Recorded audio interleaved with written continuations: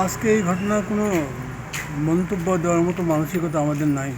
কারণ যে দুর্ঘটনা আজকে ঘটে গেছে, আমাদের আসামকে, আমাদের সমস্ত পৃথিবীর একটা বিরাট তারকা আজকে অকাল পতন ঘটেছে।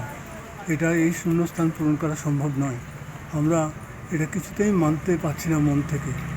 আমার মনে হয় যে এটা যেন একটা মিথ্যে কথা বোধ হয়। এত বড় একটা শিল্পীর এই ধরনের মৃত্যুটাকে আমরা সহ্য করতে পারছি না। অত্যন্ত মর্মান্তিক এবং দুর্ভাগ্যজনক। জুবিন গার্গের মৃত্যু হয়েছে, এটা তো মানে মেনে নেওয়া যায় না। অসম্ভব মানে ক্ষতি, একটা অপূরণীয় ক্ষতি।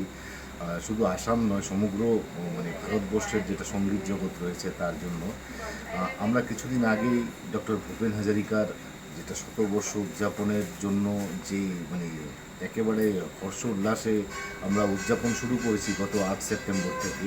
এই যে এক বছরটা আসামের সাংস্কৃতিক জগতের জন্য একটা গুরুত্বপূর্ণ দিক, কিন্তু এরই মধ্যে এমন খবর আসবে, এটা মেনে নেওয়া যায় না।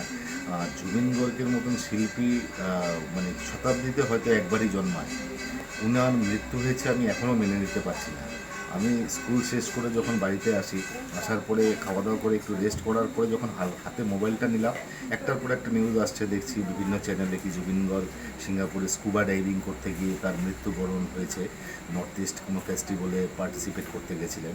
কিন্তু সত্যি কথা বলতে আমি এখনও বিশ্বাস করতে পারছি না কি এটা সত্যি খবর। ভগবানের কাছে প্রার্থনা করছি যাতে সব কিছু মানে মিরাকেল দেখিয়ে জুবিন গার্গ আবার ফিরে আসে জীবিত অবস্থায় আমাদের মধ্যে। যে নিউজটা অ্যাক্সিডেন্ট হয়েছিল কিন্তু বেঁচে গেছেন উনি, এটাই চাইছি, ভগবানের কাছে প্রার্থনা করছি। মেনে নিতে পারছি না। আমাদের একজন সম্পদ, মানে একটা প্রপার্টি ছিল আসামে, শুধু আসামের নয়, পুরা ভারতবর্ষে। তাই আজকে ভারতবর্ষে একটা প্রপার্টি হারিয়ে ফেলেছে। আর এইভাবে কম বয়সে এভাবে যে উনি চলে যাবেন সবাইকে ছেড়ে, এটা কামনার বাইরে। আমরা তো ভাবতেই পারছি না যে এই নিউজটা আসলো যে কতটুকু সত্য, কিন্তু যেটুকু কনফার্মেশনটা অনেক দিক থেকে পেয়ে গেছি যে মানতে হবে যে এটা সত্য নিউজ। আর আমাদের জীবনে কতটুকু প্রভাব উনি ফেলেছেন, এটার বাক্য মুখে দিয়ে করা হবে না বা শব্দ দিয়ে বলা হবে না। উনাকে দেখে দেখে আমরা বড় হয়েছি, ওনার গান শুনে আমরা নিজেকে অনেক বড় বড় ইমোশনকে অনুভব করেছি নিজের জীবনে। এবং উনি একজন খুবই ভালো ব্যক্তি ছিলেন, যে গরিব দুঃখীর সাথে সবসময় থাকতেন। ওনার থেকে অনেক প্রজন্ম, নিউ জেনারেশন, সে ফিলান্থ্রপিস্ট অ্যাক্টিভিটি বা সে অন্যদেরকে যে সাহায্য সহায় করতে লাগে সেটা শিখেছিলেন, বা আমরা নিজেও শিখেছিলাম। আর এইভাবে যে উনি চলে যাবেন আমাদেরকে এই সময়তে, এটা কোনোদিন স্বপ্নতে কল্পনা হয়নি। আর আজকে যখন নিউজটা আসলো, আমরা সেটা মানতেই পারছি না।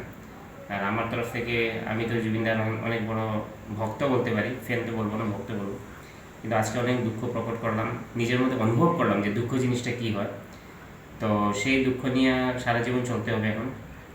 বাস আমি ভগবানের কাছে এটাই প্রার্থনা করব যে ভগবান ওনার আত্মাকে সদ্গতি প্রদান করুক।